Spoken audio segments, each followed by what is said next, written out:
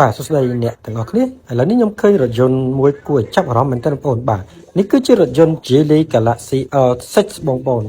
2026យកទៅស្អាតបងប្អូន interior ខាងក្នុងអីផ្នែកខាងក្រៅជាគៀងគុជបាទបណ្ណាគេ design មកគឺកប់សេរីបងប្អូនបាទខ្ញុំចាប់អារម្មណ៍ឡាននេះហ្មងទើបតែចេញថ្មីឃើញតារះមួយគាត់យកមកបាទដូចជាជិត10គ្រឿងបងប្អូនគាត់មានពណ៌សហើយមានដូចជាមានពណ៌សមានពណ៌ផេះនិយាយទៅឡាននេះខ្ញុំមើលទៅប្លែក Geely ធ្វើបានល្អបាទdesign បណ្ណាមុខមកគឺកាចហ្មងបាទស្អាតចង្គៀងគុជអីគេ design មកស្រួចដូចជាស្តៀងខាងមុខក៏បណ្ណាគេស្តៀងនឹង body kit ដែរដូចលេងឲ្យស្រាប់អែមហ្មងបាទឡាននេះទំនើបណាបងប្អូនបាទប្រភេទរថយន្ត sedan 5កៅអីបាទប៉ុន្តែស្អាតរូបរាងពីចំហៀងអីសមរូបសមរាងបាទអញ្ចឹងគេមកទៀតហើយបាទទីប្រកួតប្រជែងទៀតហើយបងប្អូនបាទទីផ្សាររថយន្តកំពុងតែរង្គើទៀតហើយជាមួយនឹង Geely នេះមិនធម្មតាទេបាទចង្គៀង LED ផ្នែកខាងក្រោយអីគឺមានអក្សរ L7 Geely បាទតាក់ទងនឹងប្រព័ន្ធ DMI បងប្អូន Super Hybrid និយាយទៅគេលេងមកដូច body kit ហ្មងបងប្អូនបាទទាំងមុខទាំងក្រោយមកស្អាតហ្មងបាទនិយាយទៅចាប់អារម្មណ៍ដល់ឃើញឡាននេះមានអារម្មណ៍ថាប្លែកស្អាតម្យ៉ាងបងប្អូនអាចមើលផ្នែកខាងនេះចង្គៀងគុជបាទមក daytime running light អីមកឆ្នោតមកតំណងបាទយ៉ាន់អីបងយ៉ាន់ក៏អែម design មកប្លែកបាទអត់ចាំបាច់យើងត្រូវការដោះដូរយ៉ាន់ទេបងប្អូនបាទអាច design មកបែបនេះអញ្ចឹងមើលចំហៀងក៏ស្អាតបាទអញ្ចឹងយើងបើកមកចូលមើលខាងក្នុងអូ design ស្អាតណាស់បាទពណ៌នឹងទៀតពណ៌ការ៉ុតពណ៌អីពេញនិយមពណ៌ហុងស៊ុយទៀតទ្វារក៏ស្អាតបងប្អូននេះឡាននេះអត់ទេខ្ញុំសរសើរនឹងការ design មែន Geely ធ្វើរថយន្តនេះស្អាតបាទ sedan នេះគឺអែមហ្មងវាមិនមែនជារឿងមូលត្រឡុញដូចឡាប្រភេទ SUV បងប្អូនឃើញ Geely មួយរយៈនេះកែប្រែបានច្រើនបាទប្រភេទ SUV ផ្សេងក៏ឃើញរឿងកាត់រឿងដូចស្រួចកាច់ដែរក៏អីអូតូបងប្អូនបាទចៃអូតូប្រភេទនេះយើង option detail ដល់តែខាងការ៉ាសយកមកគាត់ថានេះខ្ញុំឃើញ option មួយចំនួនស្អាតហើយមានបើកដបូលទៀតកៅអីអូតូ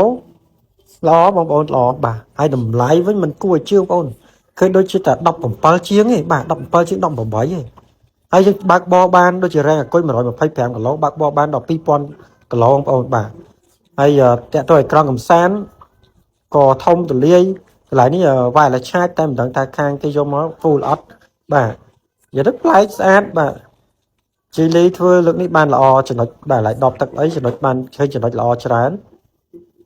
កន្លែងឆ្លុបតាអាវ៉ាន់នេះបាទក៏មានដែរដូចគ្នានិយាយទៅឃើញពណ៌ស្បែកហ្នឹងគឺស្រស់ស្អាតហ្មងបាទគេ design មកស្បែកស្អាតណាតែក្នុងគេដាក់មកគឺអែមដៃទ្វីអីដែលមានភ្លើងឌឹមទេបងប្អូនឡាននេះមានភ្លើងឌឹមដោយសារតែការ review ឡាននេះគាត់អត់បើកប្រឆេះឡានមកទៅបាទអញ្ចឹងអត់ឃើញអាខាងក្នុងអស់ទេណាមួយពេលថ្ងៃស្អាតដៃចកោតអីមានអាកុងទ័រទូចនេះក៏មានដែរបាទសម្រាប់មើលព័ត៌មានមើលសម្ពាធកង់មើលអីល្បឿនអេក្រង់ប៉ុណ្ណឹងបាទការ design មកផ្នែកខាងក្នុងប៉ុណ្ណឹងខ្ញុំជឿជាក់ថារថយន្តនេះអាចនឹងលោតដែរហើយតម្លៃ10000ជាងបាន option រៀងពេញដែរកៅអីអូតូរ៉េង125គីឡូបាទគូតក្រោយអូតូប្រព័ន្ធមុខងារដូចជា AI ទេបងប្អូនបាទដូច system ថ្មីសិតតែប្រព័ន្ធ AI ស្អាតទាំងមុខទាំងក្រោយផ្នែកខាងក្នុងធំទូលាយស្បែកពុកពណ៌អី design មកបានស្អាតបានល្អបើកដបូលខ្ញុំជឿតែអាចនឹងមានទីផ្សាររថយន្តនេះបងប្អូន